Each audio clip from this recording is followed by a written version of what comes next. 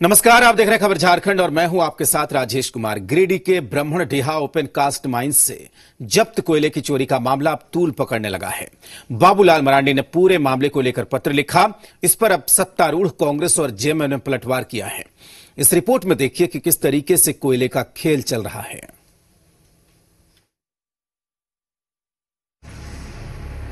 जिस कोयला स्टॉक को 5 साल पहले सीबीआई ने जब्त कर सुरक्षित रखने का निर्देश दिया था, वहां लूट मची है।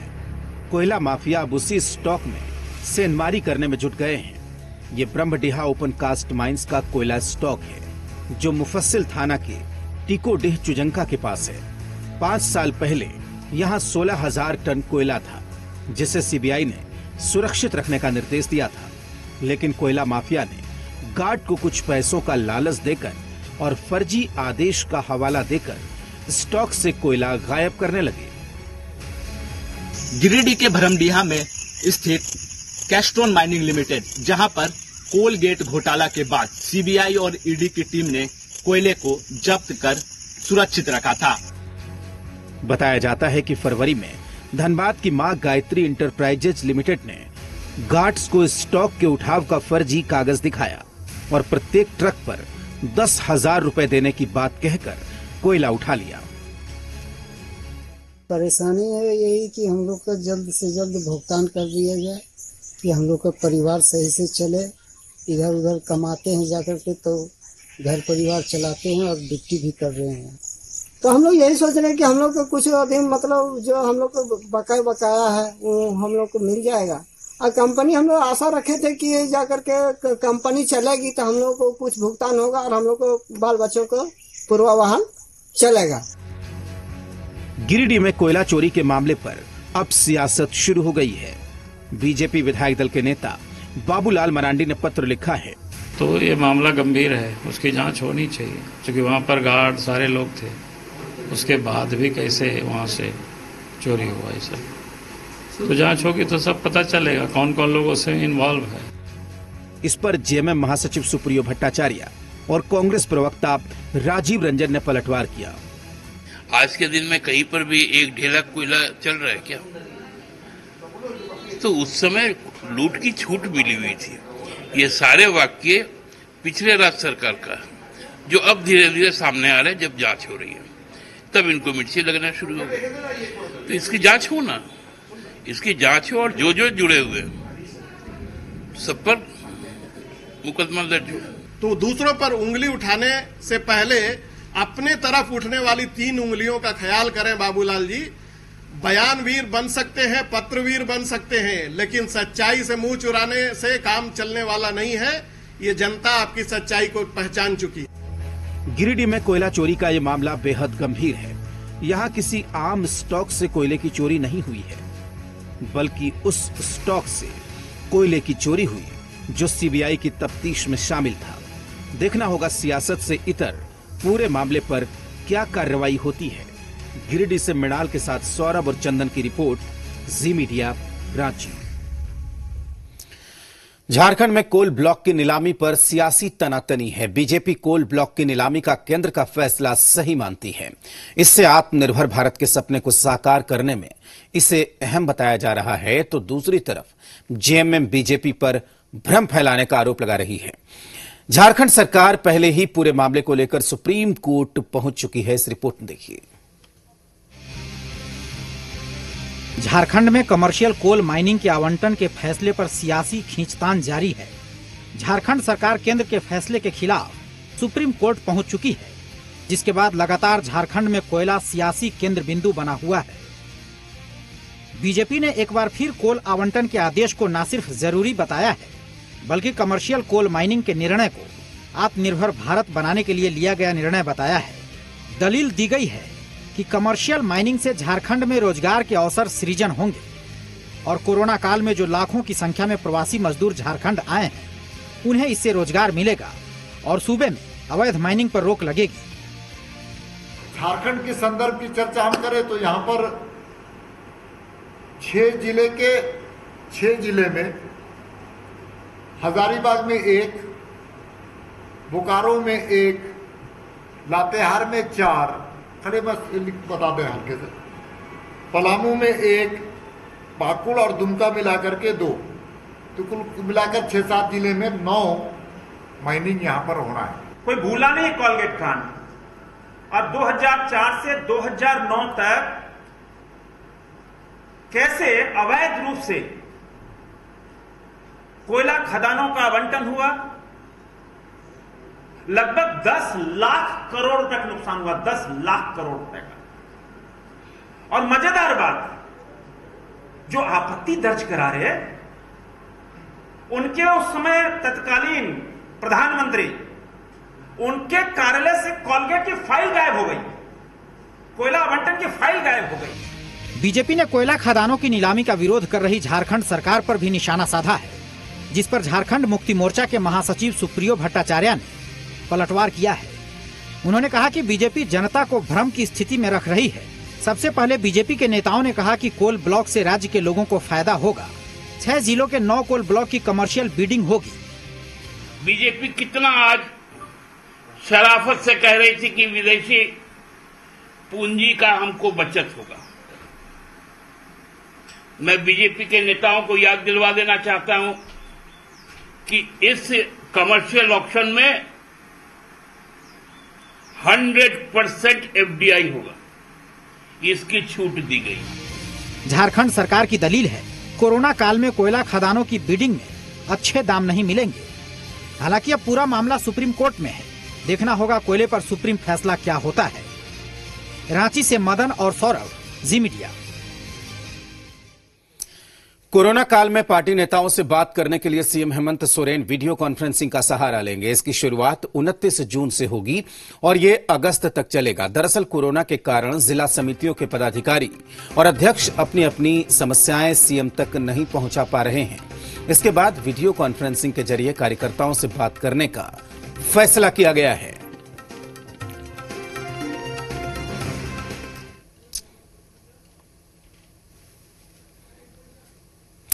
झारखंड में वन विभाग एक बार फिर से सुर्खियों में है। दरअसल राज्य वन सेवा के अधिकारी शंभू प्रसाद ने खुद की प्रोन्नति के लिए मंत्री को सीधे पत्र लिखा। साथ ही दूसरे ही दिन अधिकारी ने विपिन सिंह नाम के व्यक्ति को मनपसंद पद पर पोस्टिंग कराने के लिए बतौर एडवांस 1 लाख का चेक भी दिया।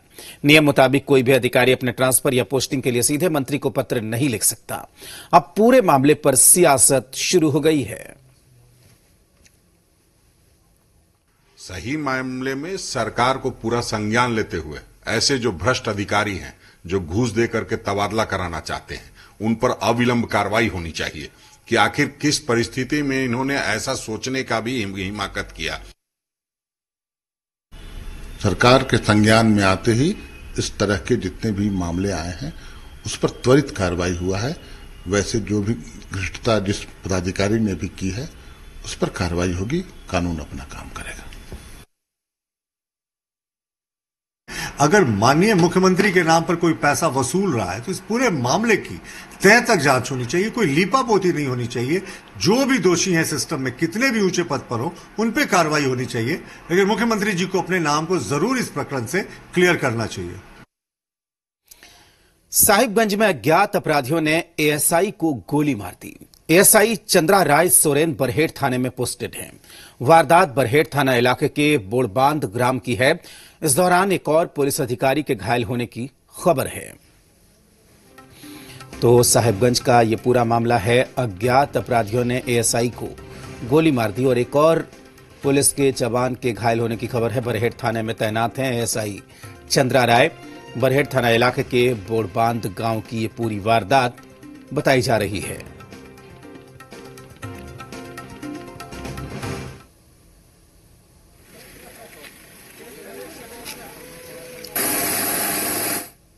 और साहिबगंज के नेतृत्व में एक टीम रेड कर रही थी डुगू बथान एरिया में, और जब वो लोग अपराधी के बहुत करीब पहुंच गए, उसी वक्त अपराधी भागते वक्त एक फायर किया, जिसके कारण से हमारे जो एएसआई हैं चंद्राय सोरेन, उनको गोली लगी है, जो अभी इलाजरत है।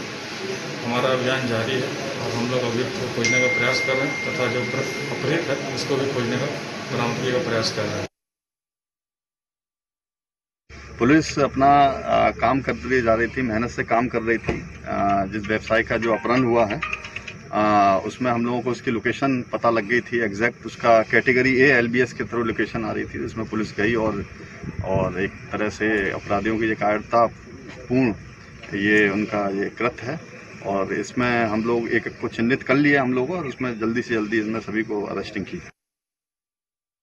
हम लोगों ने अभी इनके लिए एयरलिफ्ट करने का व्यवस्था किया है। रांची से चॉपर आ रहा है और यथाशीघ्र हम लोग इसको बेहतर इलाज के लिए उच्चतर चिकित्सा स्थान पर पहुंचाना सुनिश्चित करेंगे। सर पुलिस की ओर से और कोई कर्मी घायल हुए हैं सर?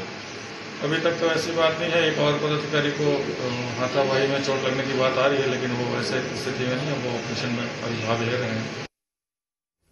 खबर रांची से। साहिबगंज में घायल एएसआई को रांची मेडिका हॉस्पिटल लाया गया। रांची मेडिका हॉस्पिटल में इलाज चल रहा है। रांची एसएसपी अनीस गुप्ता भी मौके पर मौजूद हैं। अपराधियों की गोली से घायल हुए हैं। तो आपको बता दें कि साहिबगंज में घायल एएसआई को रांची मेडिका हॉस्पिटल लाया गया। रांची मेडिका हॉस्पिटल में उनका इलाज चल रहा है।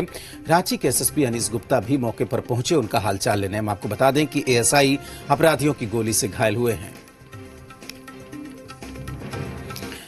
चतरा में हाईवा चालक विकास पांडे की हत्या कर दी गई। शीतल भुइयां पर हत्या का आरोप लगा। शीतल भुइयां ने हत्या कर शव को बोरी में डालकर जंगल में फेंक दिया, लेकिन पुलिस ने 24 घंटे के अंदर पूरे मामले का खुलासा कर दिया। बताया जा रहा है कि शीतल भुइयां की पत्नी से मृतक विकास का अवैध संबंध था, जिससे नाराज होकर आरोपी ने विकास की हत्या कर दी।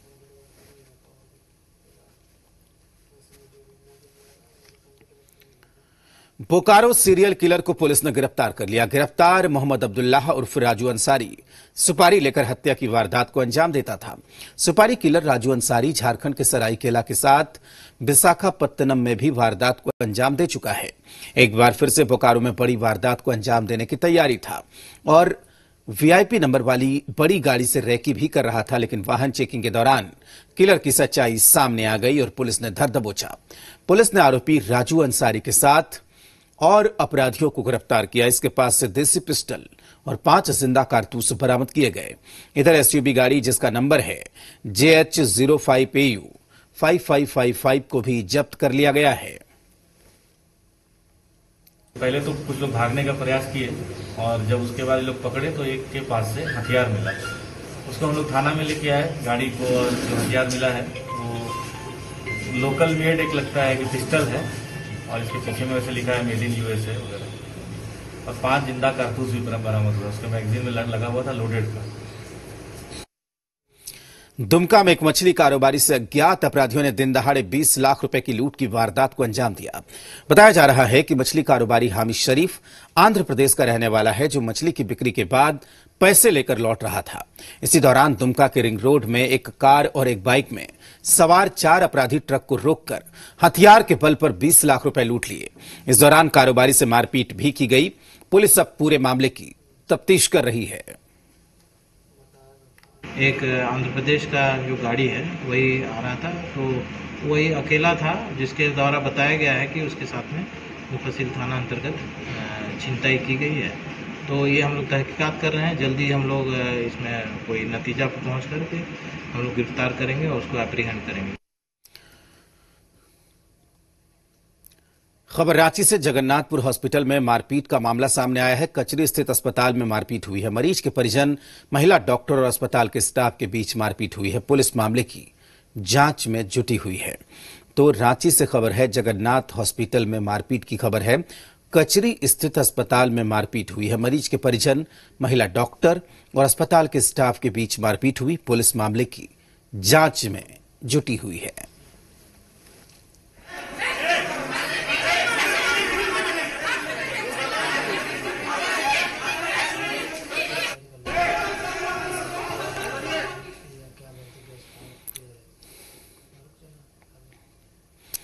पाकुड़ में चोरी के आरोप में एक युवक की बंधक बनाकर पिटाई की गई। घटना महेशपुर के दत्तापाड़ा की है, जहां पर साइकिल चोरी करने के संदेह में ग्रामीणों ने पश्चिम बंगाल के एक युवक को पकड़ लिया और फिर खंभे में बांधकर पिटाई की।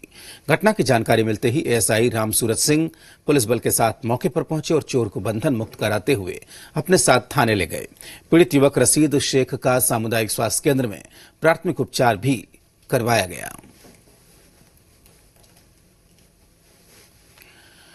बरसात को देखते हुए कोयलांचल में भूधसान प्रभावित इलाकों में बसे लोगों को बेलकड़िया में बसाने की कवायद तेज हो गई है। जिला प्रशासन चिन्हित 6 भूधसान प्रभावित इलाकों के 2008 परिवारों को बसाने की तैयारी में जुट गया, लेकिन लोगों ने एक बार फिर से इसका विरोध किया है और पहले रोजगार की गारंटी मांगी, तभी वहां बसने की हामी भरेंगे। और ये काफी ऐतिहासिक कार्य हुआ है जिसमें एक साथ 2008 लोगों को परिवारों को पुनर्वासित करने के लिए जो निर्देश दिया गया, इसमें 6 जोन हैं, 6 कोयलरी के इलाके हैं जहां से इनको शिफ्ट किया जाएगा। सभी की सूची जो है वो अप्रूव कर दी गई है। बोले भाई इसको जो स्टेज कटवा है इसमें भर करके इसको ठीक कीजिए, लीलोरी पथरा को जो बढ़िया सुविधा मिलता है। रांची नगर निगम ने बरसात में जल जमाव को देखते हुए अलर्ट मोड में रांची नगर निगम आ गया है। निगम के कर्मचारियों को डोर टू डोर चिकनगुनिया और डेंगू मारने वाली दवा का छिड़काव करने का निर्देश दिया गया। वहीं शहर के नालियों को भी साफ कराया गया ताकि कहीं भी जल जमाव न हो। हालांकि जेएमएम ने नगर निगम की कार्यप्रणाली पर सवाल खड़े किए हैं।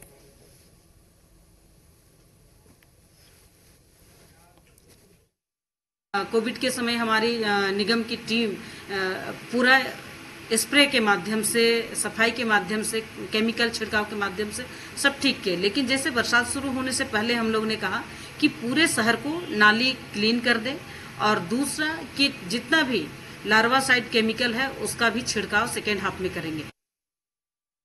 नगर निगम मुस्तैद होता है। आपको कहीं फॉगिंग मशीन दिख रहा है क्या पूरे शहर में? कहीं ब्लीचिंग दिख रहा है क्या? सड़क से ऊपर नालियां, जल जमाव हो रहा है सड़क के ऊपर में, सड़कें टूट रही है। तो नगर निगम यहाँ प्रासंगिक हो चुकी है और इसलिए हम लोग बार बार कहते हैं कि इनके पूरे कार्यकाल की विगत 6 वर्षों की जांच होनी चाहिए। किस्मत में कितने खर्च हुए उसकी भी हिसाब होनी चाहिए। रांची में मानसून की अच्छी बारिश ने धोनी का मिजाज बना दिया। पहले खिलाड़ी, फिर सेना में अधिकारी और अब महेंद्र सिंह धोनी किसान बन गए हैं। ट्रैक्टर लेकर अपने खेत पर निकले माही की तस्वीरें सोशल मीडिया पर वायरल हो रही हैं। महेंद्र सिंह धोनी के फैन ने वीडियो साझा किया।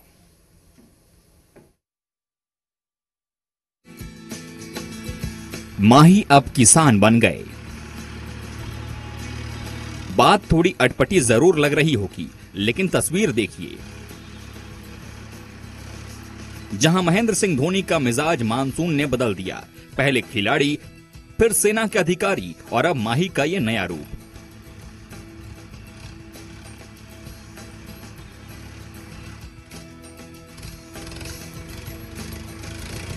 महेंद्र सिंह धोनी ट्रैक्टर लेकर अपने खेत पर निकल पड़े हैं, जहां खुद ही उन्होंने खेत की जुताई की और तस्वीर को अपने सोशल मीडिया अकाउंट पर शेयर किया। बताते चलें कि माही ने लॉकडाउन के दौरान ट्रैक्टर खरीदा है। हाल ही में ऑर्गेनिक खेती करते हुए माही की यह तस्वीर भी वायरल हुई थी। ब्यूरो रिपोर्ट, जी मीडिया।